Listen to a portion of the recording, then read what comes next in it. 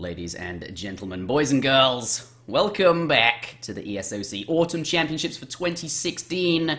I am joined by WickedCossack. Hello. Wow, screwed that up on the first attempt. I got you there. Sorry, buddy. WickedCossack.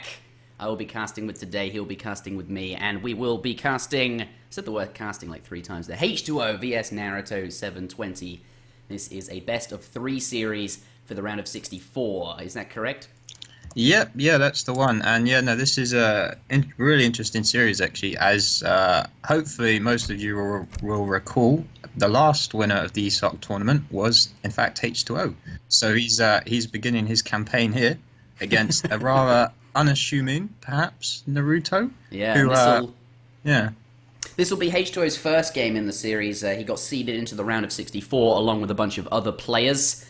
And that was because he has done very well in previous tournaments and has a high ELO rating. People who have those prerequisites are seeded automatically into the round of 64, which I really like, because not only what it does is kind of space out all of the stronger players that have the potential to go further, like apart from each other, so that they're not going to face each other as early on. It means that you're going to have a more interesting brackets throughout the entire tournament that way. But also what it does is it gives some of the players signing up for fun, perhaps some of the players that are not expected to go all the way, a bit more time to enjoy themselves and play against all of the players that, are also like that, sort of in the early stages, in the group stages, in that first round of 128. Yeah, I mean, I was asking Naruto about this earlier, whether he was actually excited to play H2O, because sometimes if you come through the bracket and then you see your first round opponent in the elimination bracket is H2O, it's kind of a bit of you feel like you've got no chance and maybe you got hard done by. But he said he was actually quite excited to play H2O, and so you got the two sides there. Some people are going to be really excited to play a top player, and other times you kind of feel a bit hard done by. But no, he's quite excited, so it should be good. Yeah, and imagine if he wins. That'd be an upset. This is single bracket elimination, which would mean H2O would be eliminated. Maybe we'll see that today. I'm not sure. That's very wishful thinking. It's possible. I mean, so Naruto knows. I suppose he knows he's not going to have much of a chance in a straight up game. So it's possible he's prepared. Hopefully, he's prepared some funky build orders. Yeah. Yeah. Well, now that you say that, I'm looking at Autumn and thinking, maybe some sort of fast industrial revolt style strategy. I'd really like to see something like that. But yeah, I think if you want to beat H2O, you're not going to do it in a mirror, right? You're going to need to throw the kitchen sink at him, as Azuta once said. And I think that is an excellent analogy. But the point I'm making, right, is Naruto. Maybe he is unlikely to win here. We will see. Stranger things have happened, perhaps. But it goes back to that point I made about all of the players, perhaps, the not so... Maybe, I don't really want to say not so good players, because there are quite a lot of people in those, group stages, and those who did compete in the round of 128 who do have potential to go very far in this tournament. But, yeah, a bunch of people were already seeded into the round of 64, and I do kind of like that. But Naruto vs H2O, we are about to begin. I'm going to call you Cossack, or shall I call you Wicked? I'm not sure. But, whatever is your preference. I've been called a lot of things in the past. You can go with whatever works best for you. Whatever slips off the tongue. But he's not going to go Ottoman. Oh, I was actually looking forward to that. All right. Well, we do have Portuguese versus British, ladies and gentlemen. Welcome to the very first game in this best of 3 series between H2O, Taunt 31 indeed, and yeah, that's ringing in my ears a bit too much. It's quite loud, isn't it? As I mentioned, game number 1. Round of 64. The first map is New England, spawning in the north of the map. In the colour, I can't see just yet. This is not New England. This is, I know, Andriax? I think it's pronounced Adirondax, but don't quote me on that. I think it's somewhere in America or Canada, so we can be forgiven. We're probably not too familiar with the geography around there, to be honest. Yeah, we're ignorant Brits, right? So no problem. Yeah. Okay, well, this map, I believe, was made by one of our ESOC map makers, obviously. I'm not sure which one. Maybe it was Gaia, Durdakan, and Rakikipu. Those are the 3 that are currently making maps, I believe. One of our residents, anyway. But I really like this map, actually. Well, I mean, one of the main kind of things we've been seeing on it is that you got to play pretty aggressive, and map controls are very important, just because it's kind of a smallish map. Yeah, short rush distance, absolutely. Yeah. So so far Portugal and Russia, I think, have been most popular civilizations on this map. Russia, of course, because you can just block house the middle, and that cuts off so many resources.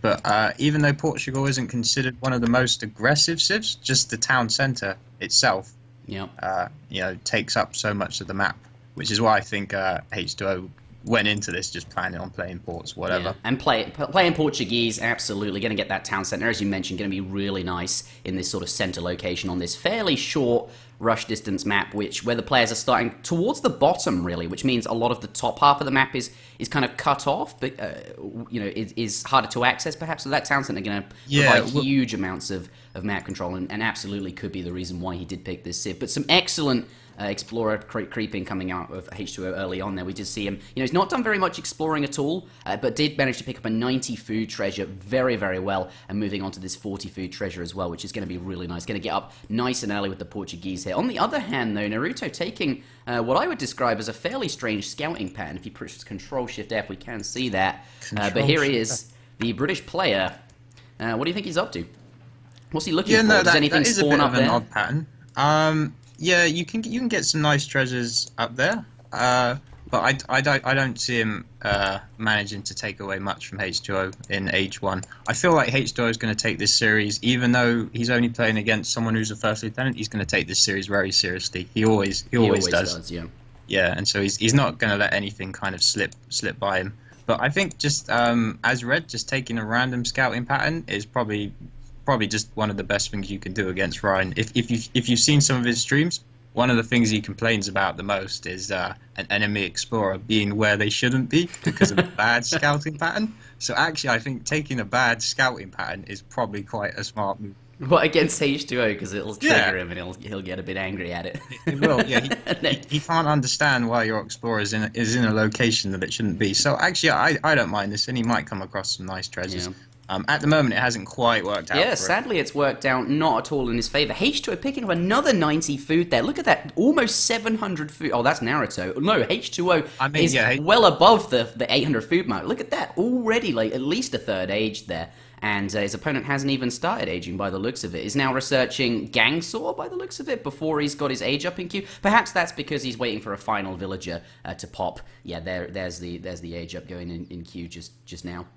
Yeah, but so H2O's town center is going to be up so fast. There's no way Naruto's going to be able to challenge that. And so I imagine Ryan, he's just going to bring his town center up to the middle and either put it next to his hunt or the mine in the middle, but it'll be next to the trade post so he can defend the trading post. Yeah, he could even herd the hunt onto that mine and the trading post and make the town center even more valuable there. But yeah, it looks like this is going to be the first treasure that Naruto is going to pick up outside of the ones that were in his base. That 30 coin and 40 XP does now just pick up that first 60 food. Lots of food treasures on this map. I'm not sure if that's the theme of this map or if it was just this particular spawn, but either way, H2O, I think, clearly, decisively winning the Age 1 there. There's the town center, and has, of course, just hit up to the second age with the 400 with the quartermaster politician. Let's see where that town center heads to. We can see it's already been put down next to that trading post. He's been herding. Is he going to try and block it? Sorry to interrupt you, but I thought Red was going to go for the block there. I'm glad you bring that up. Really nice. He might be looking for it. He's certainly in hand combat. He's not... Yeah.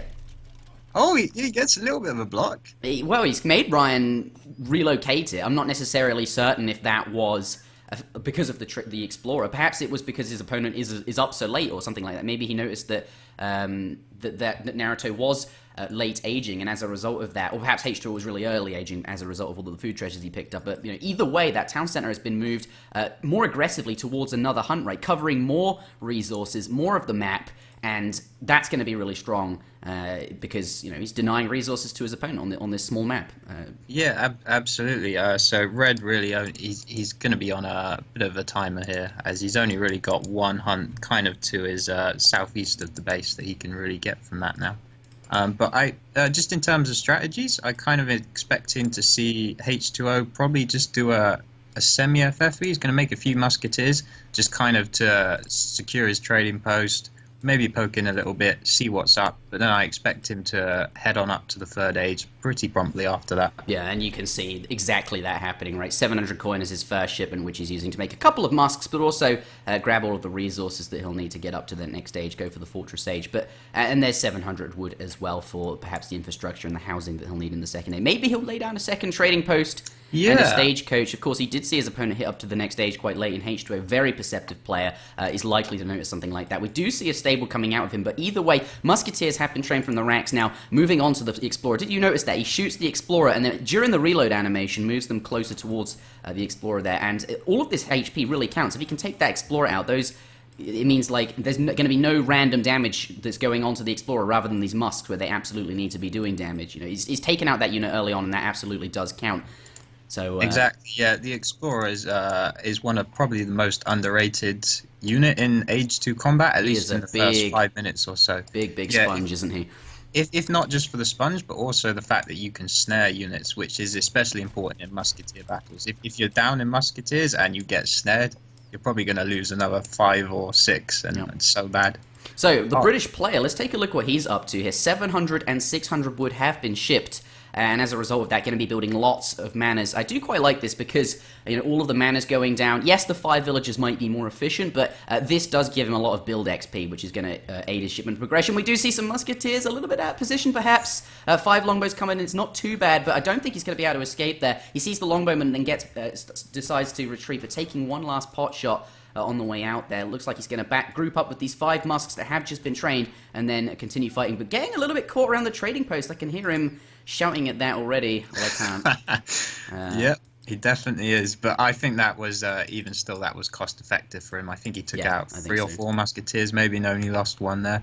And if you've noticed, he's put up 2 little wall segments next to his town centre. So he is taking this 100% really seriously. Yeah, That's a really nice wall, though, because on one side of it, there's these trees. So any fighting in there is, you know, perhaps you've got these to kind of block off natural blockage, kind of. And then below that is the trading post and the racks as well. So, yeah, like if Minutemen have to be called, you're just making it really difficult for the British player there for, you know, walling absolutely. Does come in, almost takes out a villager, but H2O, as you can see, being very, very proactive with his with his musketeers. But speaking of cavalry, I'm not sure what happened. Did you notice these two musks? Yeah, so they haven't got anything done, and it looks like H2O splitting up his cab trying to catch them. Really, really nicely done there. Does manage to get those 2 Cossacks, and it's all the small things, right? We saw him going for that Explorer, took out a couple of muskets in that first engagement, and look, even still pursuing that final cav, everything matters to H2O. He's going to catch it, and he's going to pick up all of these small things and snowball it into that victory there, presumably. But the British economy is doing rather well, wouldn't you say? Look at that, 37 economic unit, 38 unit population compared to H2O's 29. So British, if left to its own devices, is going to be, you know, the longer this goes, the more favour of that is going to go to the British player. Equally, though, Portugal does have 2 shipments stacked up and presumably will be in the Fortress Age and putting on the pressure soon. So not too much to worry about. But what do you make of these 2 things? The thing I'm worrying about most for Red is, I mean, have a look at his resources. They are going to run out in the next 3 or 4 minutes. Yeah. So he's going to have to try and develop a timing around that. And I suppose he also knows H2O is going to try and go up to the Fortress Age, so maybe he can use that as well. That the fact that H2O is going to spend maybe 2,000 resources in tech, and he knows his own resources are going to run out. I think he should try and make a timing around those 2 points, and maybe he can catch H2O off guard. Unlikely, but just look at his hunts. Where's he going to go once his town centre run out? He's got nothing. And they're all dead, right? Like, they're all decaying as well. There's no food really here. Muskets do come in and some vills. Yeah, take out 2 vills. They're making that vill disparity go up even further. So, you know, nicely moving these muskets around. But now they are maybe they're getting a bit greedy now. They're coming back in to do some damage, and by the looks of it, H2O trying to keep the musks interested with his Explorer in time for his cavalry and his musket army to reach these 5 musks so that he can perhaps pick them off, hoping perhaps that those musketeers will turn around and shoot the Explorer there, so they'll stay in that area and perhaps he can catch up with one's got snared now. Oh, nice by Naruto, though. He recognises 1 musketeer's dead, and he leaves saves his other 5. To perhaps get away. But you can see H2O heading them off with his musket army there. He's going around this Huron settlement. He knows how this is going to play out and where they're probably going to end up. But H2O, whatever is happening, now up to the Fortress Age. His first shipment in queue has 1.5 extra as well. Look at that, does eventually manage to pick up these final musts, picking up all of the small things there. It says nice. Even Naruto recognizes. You can appreciate that. Oh, that's lovely. But was it worth it then? Like, just for the 2 vills, and I'm not sure if it was. 1,000 wood does arrive from H2O, recognizes that perhaps he can take this a bit more slowly and just go for the super efficient shipments rate. He is taking a fight right now, trying to get out. Yeah, H2O, he doesn't need to do anything right now. Yeah, especially sending 1,000 wood, right? That's quite slow. Yeah, if he wanted to play this by the book, all he needs to do now is just defend, stay behind his third town center. I mean, you can see his third town center up top. Look at this map control, right? He's just dumped the TCs on top of the hunts, and now there is truly nothing. Naruto on his last couple of hunts, but I really like the town center placement. Sorry, go ahead. Oh. Wow, yeah, you can even see Naruto sent a villager to the back of his base in kind of desperation. I think he was hoping there might have been a hunt there. No hunt. Or either that, or he's going to try and build a dock, which we don't usually see on this map, but there are some fish, and that might be his only source of food. Look at all of the resources Naruto's stacking up, though. He's got basically all the resources he needs to hit up to the next age. I think I would have liked to have seen him try and go for that timing when his resources run out, but it looks like he's going to go up to Fortress, follow H2O up to Fortress instead, and we'll see how that works out for him. In comes H2O with a Cazador and Musket army. Does take out a villager there. Can he move on to the next one? You can see him walking slightly forward during all of the reload animations. Now the longbows are here. I'm sure he'll get back out. But look at the shipment order coming out from these players. I was just seeing that. It's just crates, and more crates. Yeah, and nothing but villagers from... I'll move these up there. Wow, 1,000 food as well. I only just noticed that as well because of the... I'll put the shipments being sent on the larger tab so I can see it a bit more easily, and I'll put units in queue on the first one. But just nothing but crates. What do you make of this? Is this just a case of I have all of the map control, I am up to the Fortress Age and have this tech advantage, I'm just going to send all of the extremely efficient resource crates, well, I'm not sure about the food, and then just go in once I've spent all of the resources on military and upgrades, and then just completely crush. This is the safest, most flavorless way to do it, and that's H2O style through and through, right? Yeah, pretty much. I mean, the only time that you need to ship units are if you're going to use them. So if H2O is planning on doing a big push, then he needs to ship units. Or if he says scouted that Naruto is going to push him, then he needs to ship units. Otherwise, crates and unit upgrades are always going to be the best. Yeah, like he has those 2 town centers, right? And he can just pop Minutemen if and when his opponent does push out for the food, because he's going to need food at some point. And H2O is probably wondering. He's gone for the dock, by the way. Yeah, he did it. Yeah, and that's because he doesn't have access to hunts. H2O has made sure of that, has put these 2 town centers there, has access to the Minutemen there, can ship unit shipments to those town centers should he need to, and in the meantime he's just going to take it slow and steady. And as a result of him switching over to wood here, he doesn't have schooners, so this is a horrible economic, like in the short term, this is really bad, and just means H2O going to be completely fine. He's probably wondering where the food, what he's doing for food. He's waiting for him to push out, but of course Naruto is not pushing out. He does come in with a few cavalry, but by the looks of it, the wall is there, and as a result of that, H2O able to get a few villagers away, so that's not really going to achieve anything. What is going on here? Economic theory coming down. H2O just sitting here and waiting. He's just playing it by the book. Like we said, he's playing it super seriously. He's not gonna take any risks whatsoever, and so he doesn't need to ship units right now unless he wants to make a push. So he's just getting his upgrades, unit upgrades, eco upgrades, and he's even found Naruto's 1 villager in the top right. Yeah, really sneaky, getting some food. He even found that. So that was the one thing I think Naruto had going for him, his 1 villager. Yeah, and now as a result of this, like, just containing his opponent here and slowly eking out, H2O on the hunt of animals which are efficient, is going to get him further ahead, and as this game goes on, he has 3 town centers, just going to get further and further ahead. And British, as you mentioned, probably ought to have gone for that timing earlier, and as a result does not have access to the hunts now because he didn't push out for them, and has moved on to the very inefficient fishing ships and mills, and as a result that's going to get much further behind more quick. Well, H2O is going to get much further ahead more quickly, and I think what we're just going to see is more of the same, just more waiting until a point where he's so far ahead that there is no doubt that he could ever lose, no matter what he does. Pretty much. We might see him actually ship Marmalukes, and you kind of use that as his timing to go in. Yeah, he does it. So Marmalukes got reduced from 5 Marmalukes to 4 Marmalukes, yeah, but most people still consider it an okay enough of a card to have it, and it can certainly swing fights. So maybe that's his plan right now. He's going to wait for either that or a unit shipment, and then he probably will push in. Yeah, probably. Like, I mean, he has more coin than anything else here. 2 Falconets do arrive from Naruto. And if there ever were a time now in this game to push back out, it'd be now, but I cannot see that ever resulting in a victory here.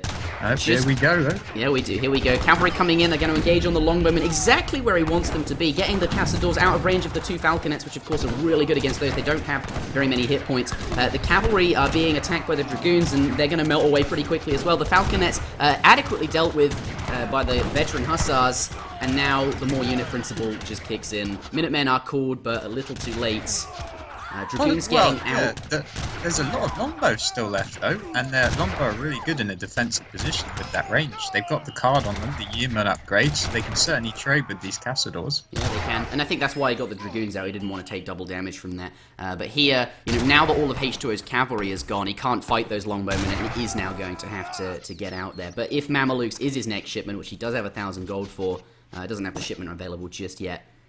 Either way, though, economic unit population is quite far ahead in terms of H2O. Score is quite far ahead in terms of H2O. And even if that fight didn't, cripple Red just yet.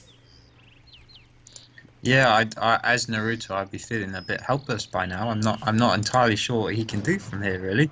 I mean, H2O he's gonna reinforce with Hussar at least if he's not gonna ship Marmalukes. And yeah, no, I don't know what Naruto can do. He's in a world of trouble right now. He's going to put up some cute wall segments, which is actually going to make it hard to get to the longbows because they do have the longer range than Cazadors. So I suppose he can just kind of max out on longbows and just sit there and hope maybe Ryan trades away too much of his army. There's always a possibility. There is that possibility, and I don't know, maybe he can get to... Maybe the game stays like this for so long that British gets to 99 villages, and so does Portugal, but British has some fishing boats extra as well, and as a result of that gets some... it is possible, though I think we're grasping at straws here. I think what H2O is aiming to do now is boost his cavalry army so he can go back in again, but with these longbowmen behind the walls in this defensive position, that might be quite tough to get into at any rate. What do you think of organ guns? They're not... I wonder if they're even... Well, they're probably in his deck, but as a shipment, they're not really the best, at least compared to Falconets. Perhaps... No, and just in general, I think H2O prefers the more mobile army, so he's not really someone who goes artillery too often. He may ship the 2 organ guns, but I think he likes the mobility of the Hussars. Here we go, though. Cavalry are going to be able to get onto the longbowmen, and that's exactly what H2O wants. Just a few of these longbowmen... a few cavalry is going to make it really hard for these longbowmen. It's going to tear through them.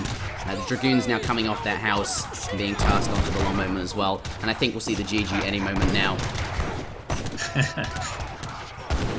Yeah, it's a shame his longbow got caught out in front of the walls, actually. Yeah, if they were behind the walls, it certainly would have gone a lot better for him. Would have been much more difficult for the cavalry to get into position. And there weren't really that many cavalry there.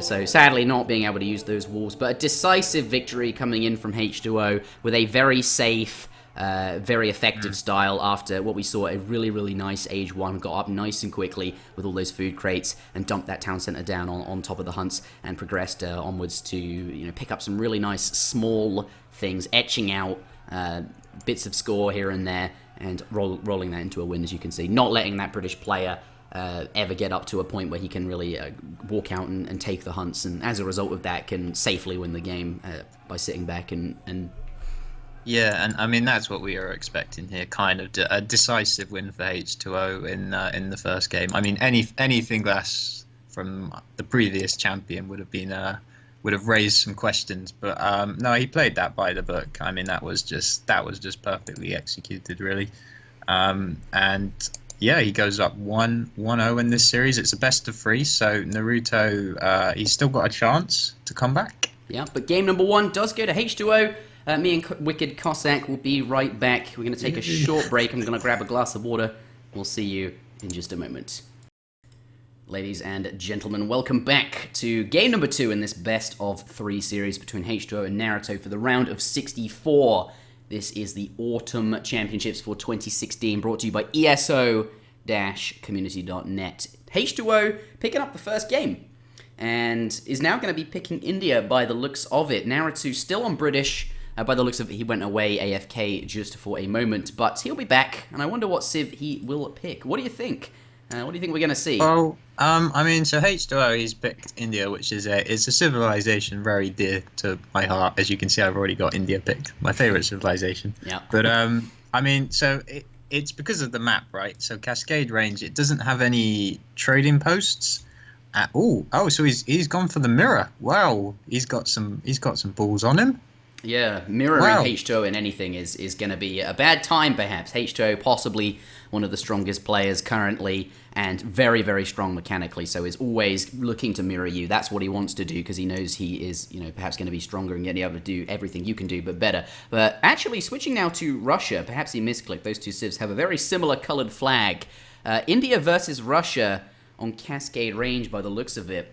What do you make of Russia here? I mean, as you mentioned, no trading post, perhaps. And both civilizations okay with that. H2O picking India on Cascade Range. In this particular tournament, the format is that they pick the winner picks the civilization first, and then as a result of that, Naruto gets the more favorable pick, because afterwards he gets to choose his civilization, and perhaps he can engineer himself a favorable matchup against India if he has a civ that hard counters it. But H2O is no joke, and obviously is going to pick a civ that will do probably quite well against anything Naruto pick. Won't pick a civ that has any hard counters given the map, and Cascade Range, I think, is a good map for India. Why is that? Do you want to tell us about why he's picked that?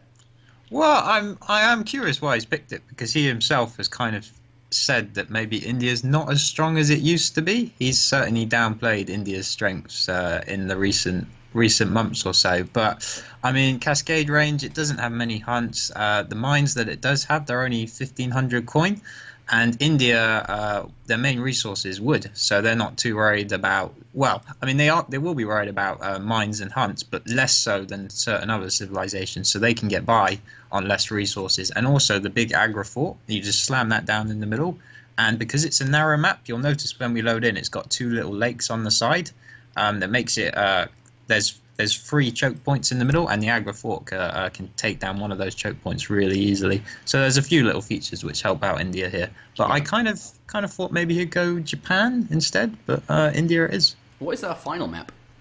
Our final map is Baja, California. I'm not entirely sure if you say it Baja or Baja. I think it's Baja, California. But either way, I know what map you are talking about, and perhaps Japan is being saved for that map if we're going to get there. H2O, all he does need to do is win this series, and win this match, and he does progress through. But always perhaps worth considering, or maybe he does think, maybe he's been downplaying India, and maybe he doesn't actually think that. I don't know. Either way, India possibly quite strong on this map. They don't need a lot of food, and there isn't actually that many hunts on Cascade Range. All of the sort of food patches you can see on the minimap, a lot of them are actually just berry bushes, which are, India doesn't need as much food, so the hunts are effectively going to last longer for them in a way, which is going to be really nice. And as you can see, of these Klamath settlements, the Agra Fort, you can slam that down in the middle there, and as you were mentioning, these 2 ponds on the side. The Agra Fort is going to be really nice on a map like this, where you can use it to effectively cut the map off and use it as a, for really, really good map control on this, what is actually a sort of kind of closed off map. But here he is, H2O, in the right-hand side of the map, in the color blue, playing as indeed India. Control-Shift-F is on, and we do have some explorers sort of scouting each other out in the early portion. Sadly for us, no treasures nearby for them to fight over.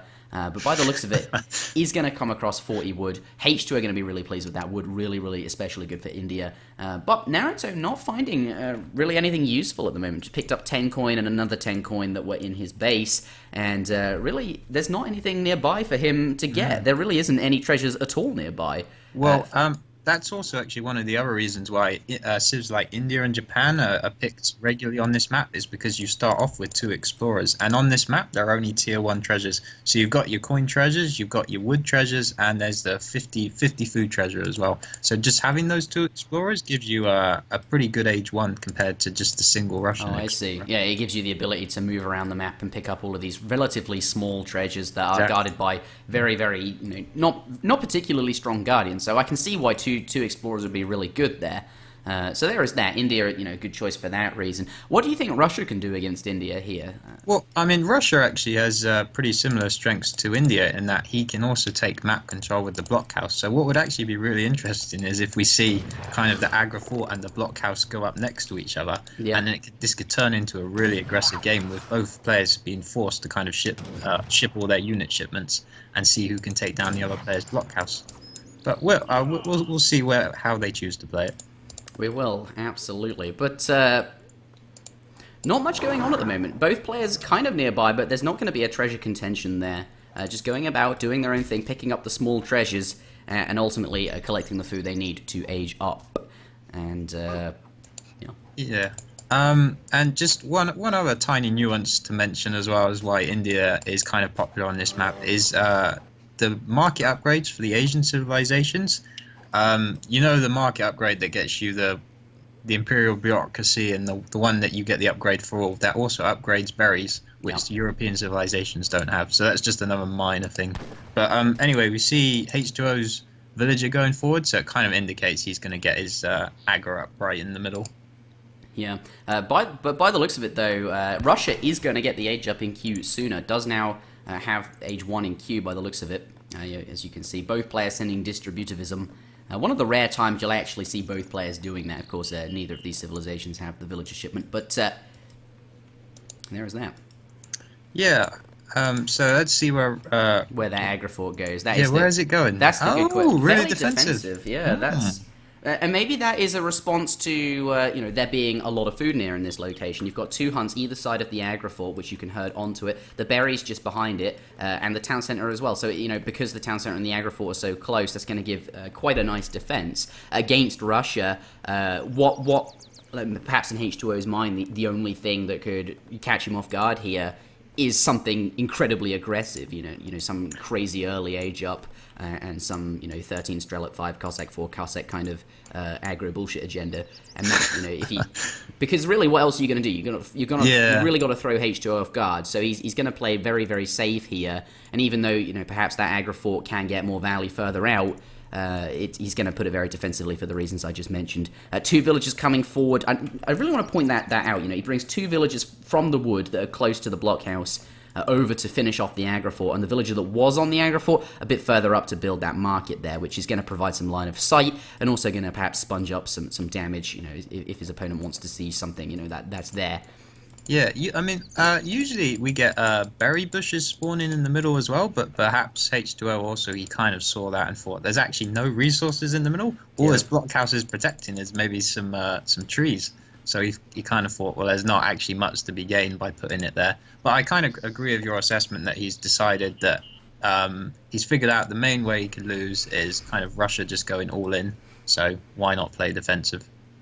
Yeah, there is certainly that. And also I just want to point out the market adds a bit of sort of defense in terms of blocking stuff off as well and splitting units up is another reason perhaps why it's been put forward there. Always sort of the spongy building. But we do see some musketeers in queue at the blockhouse there. H2O only just hitting up to the next age there, so is a little bit further behind his opponent in terms of age time, and as a result of that, the Russian shipment's going to be coming out sooner as well. I'm not quite sure what he's up to, but by the looks of it, this is not so.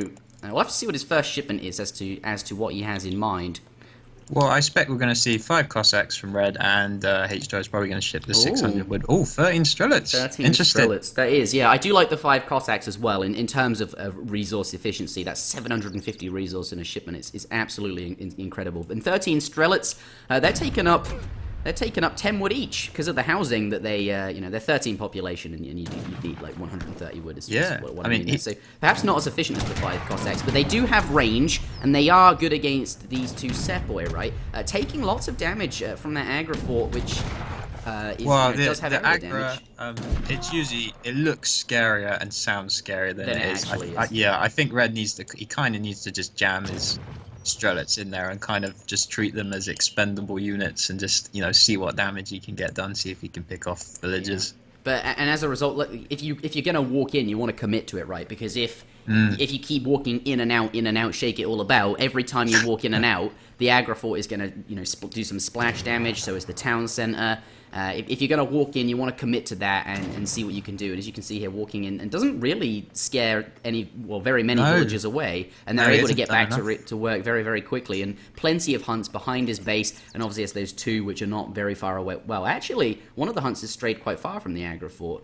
Maybe he can, but either way, there's enough hunt for H2O here, and he's going with the more economic build here. 600 wood coming down, consulate now being added in, and as a result of this, over time, I think you can see Naruto recognizing that his aggressive push isn't going to work out perhaps too well, and as a result of that, slowing down, going to send the more economic, more sensible shipment. That's 700 wood. He's not committing so all in into this aggro pressure, but does have a sizable number of units.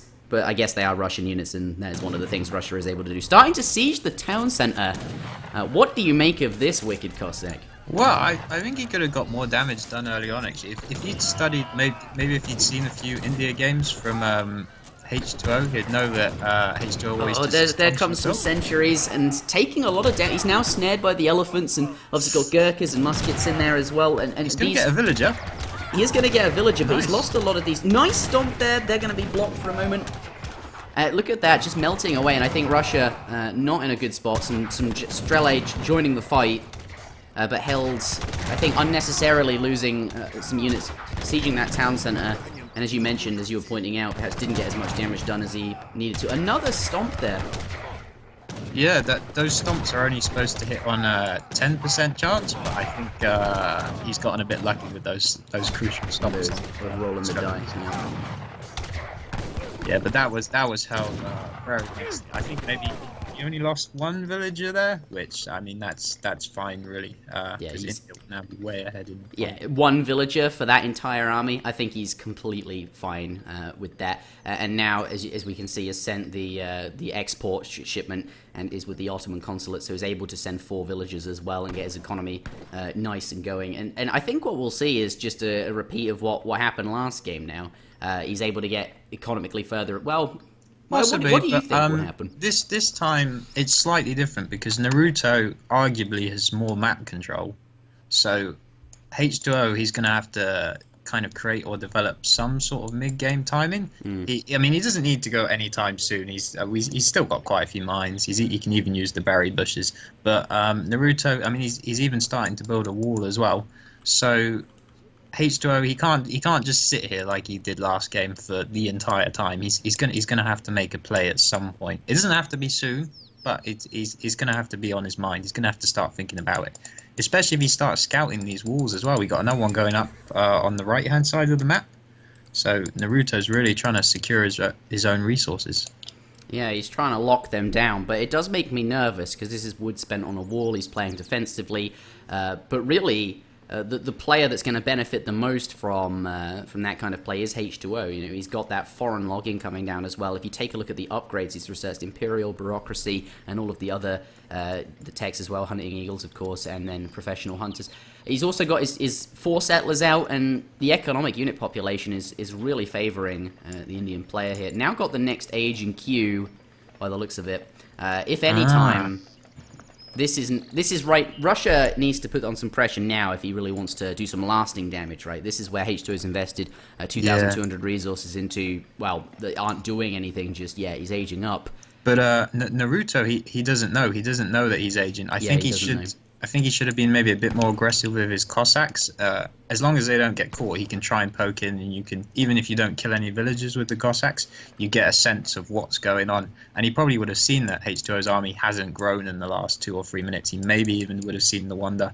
So he's kind of a bit in the dark, and I think when H2O hits the Fortress Age, he might actually be a bit surprised. And it might trigger him to push in or make a bad decision. We'll have to see. Yeah, and at that point, maybe it will be too late once he's hit up. Yeah. He's going to have access to those stronger units. Well, stronger upgrades. Yeah, and he's aging up and with the shipments as well. I think he's going for the Tower of Victory, I believe that's called. So he gets 800 wood. And one of the main problems with India when you go up to the Fortress Age... He's going to see it now. Go Oh, ahead. he's going to see it, yeah. Yeah, one of the main problems with India is that you've got to upgrade all your units. The Gurkhas don't automatically upgrade like the European skirmishers.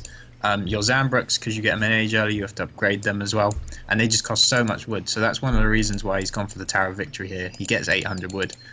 So all his upgrades, he should be able to get them. Or maybe he'll spend it on a town centre. Don't know. Yeah.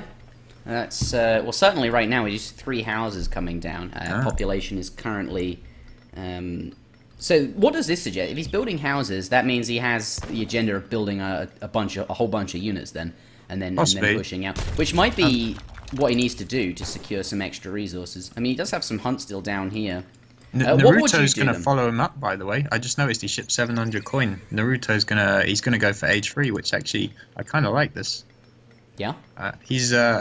Yeah. Actually, after Naruto kind of botched the early game, I've actually liked how he's played out these last 5 minutes or so. He's definitely got his map control, and I mean, even though he lost a lot of army early on, we got to remember Naruto. He didn't actually lose any of his economy. Like all his villages were still there. I think he's still got all his market tax. So if he can just hold out a bit longer, suddenly the game evens up again. And Russia, it can always fight behind in economy. It's not a civ that you're up in economy usually. Yeah. Oh wow! Have you seen this? That is very unusual. A dock going down without, by the looks of it, schooners.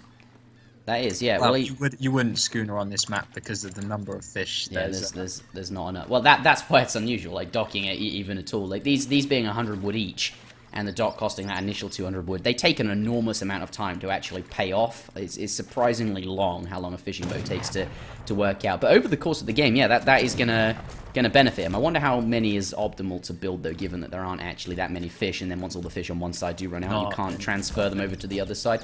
Looks like we do have the disciplined Howder going into siege on the wall, which I found was rather amusing.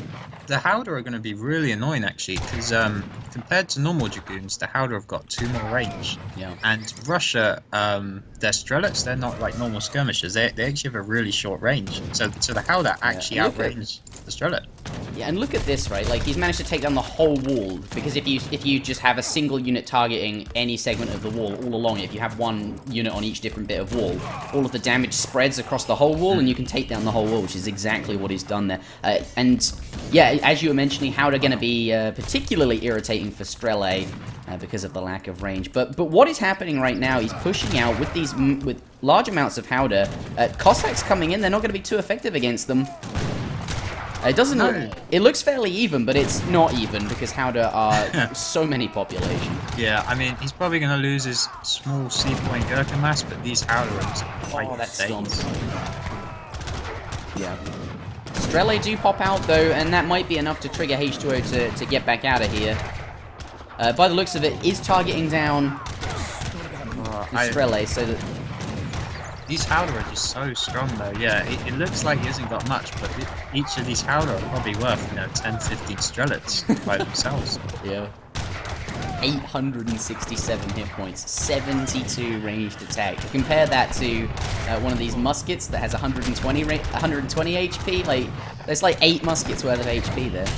Yeah, and I'd be remiss if I didn't point out if you looked at the H2O's back Howder, they're all the Howder with the low HP, so he's been trying to keep them alive for as long as possible. Oh yeah, that's absolutely right. That one at the back there, staying out of the combat, keeping and using its range to just fight over the top, whilst all of the ones on the front take the damage.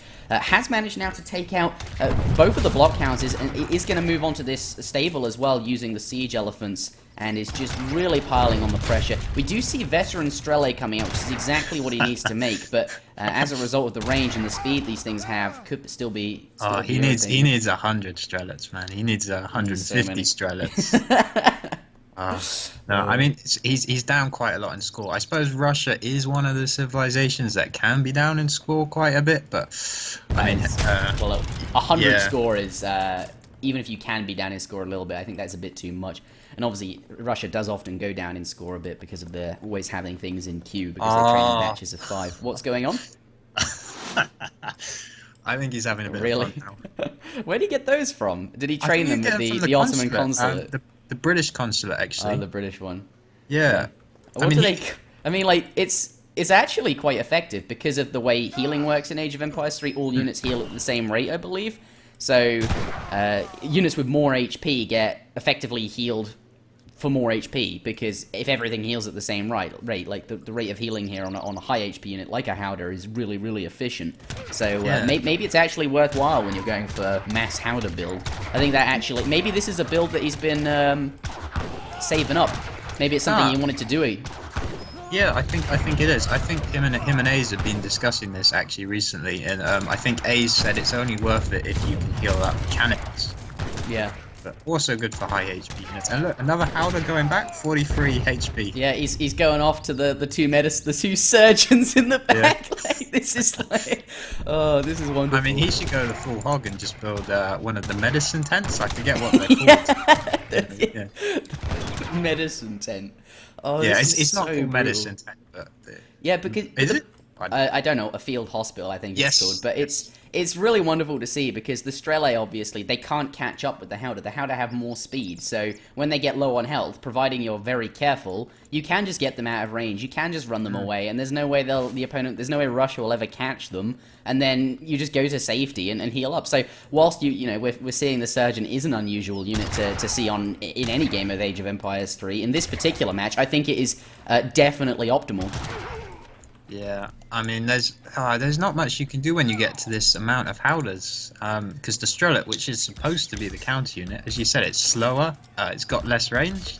I mean, the only thing you can do is kind of overwhelm him, but his economy is not in a position where he can just flood, 150 Strelets and keep massing them. Yeah. So, I mean, I think Naruto's kind of just enjoying his last few minutes, really, is what he's trying to get out of this. Yeah. And it's just funny to watch Strelae technically being the counter, but they're almost getting one-shotted, aren't they? Yeah, like, well, these things have 72. How much? They are being 2-hit actually. But 2-hit, yeah. It's just very, very amusing to watch. Wow. They're just melting. Yeah, we do see, though, some Appreciationics hitting the board, I believe, somewhere. I did see them in queue. Yep, they're over here. So this could perhaps be a saving grace. If H2O is tunnel visioning on these elephants, trying to pick off all the low HP ones and be super cool and fancy about it, or maybe he doesn't notice these Cossacks come in with the miracle raid and destroy every villager under the sun.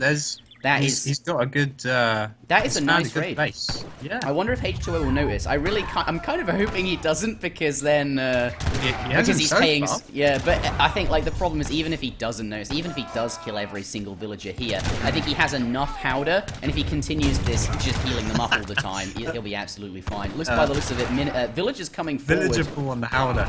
Yeah. It's just not going to work though. There's so many Howder here now that I don't think they can be stopped, given that he is carefully taking them. There's no unit that Russia has that can deal with them, given that he keeps killing the Strelets as they arrive. He couldn't mass up enough of them, and even if he could, he's being very careful, healing them all up. And because you can't really ever get that many Howder, I don't think it's too difficult to handle, that many Howder, right? There's only, how many units there? There can't be more than 20 units, 1, 2, 3, 4. 14 Howder, right, in that group there. So managing 14 units at any one time is not particularly taxing. So that's actually quite nice. I wonder how viable this is, and I wonder if we'll see anything like this in the future. It's definitely very interesting. I enjoyed that particular match. It was good, yeah. I mean, so in theory, it sounds really good, right? That how that outranges the Strela, it's faster. It kind of sounds really imbalanced. But I think the one thing that could tip it in Russia's favor is just when Russia gets so much stuff that you kind of overwhelm your 4 or 5 Howder when you're just starting out. Yeah, and you never get a mass very large. Yeah, you never get that critical mass where, I mean, at the moment he's just got enough that he just kite for days and kill everything. Nothing's gonna stop that many Howder. Yeah, at this point, nothing stops this many Howder. But earlier on, the Howder walk back. One's really low on HP, and your whole Russian army follows them down. And then maybe you find the surgeons, you can certainly shoot those or something like that. Or eventually, if you keep following the Howder, you push them into a corner or something like that. Or maybe you could flank them, have 2 batches of Strela either side, and something like that. I think what we're seeing here, whilst it does look really, really crazy, that's because Naruto wasn't prepared for it. and I think perhaps H2O certainly, the stronger player here. But that, ladies and gentlemen, does conclude game number 2 in this best-of-3 series. The score is 2-0 in H2O's favor, and as a result of that, H2O does progress through to the round of 32, and Naruto is eliminated. Thank you very much for watching. This tournament has been brought to you by ESO-community.net. We host seasonal tournaments with cash prizes. Do consider leaving a donation on this stream. All donations do go to the prize pool for future events. My name has been Interjection, casting alongside... WickedCossack. Excellent.